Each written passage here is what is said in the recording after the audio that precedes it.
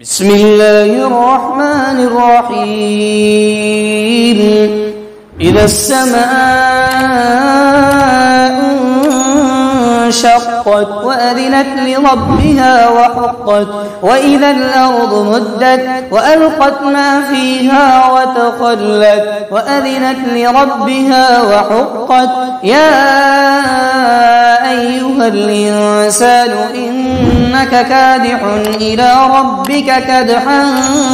فملاقيه فأما من أوتي كتابه بيمينه فسوف يحاسب حسابا يسيرا وينقلب إلى أهله مسرورا وأما من أوتي كتابه وراء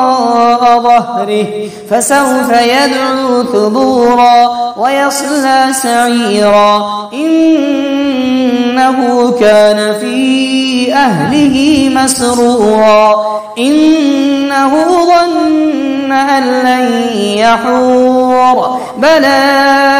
إن ربه كان به بصيرا فلا أقسم بالشفق والليل وما وسق والقمر إذا اتسق لتركبن طبقا عن طبق فما لهم لا يؤمنون وإذا قرئ عليهم القرآن لا يسجدون بل الذين كفروا يكذبون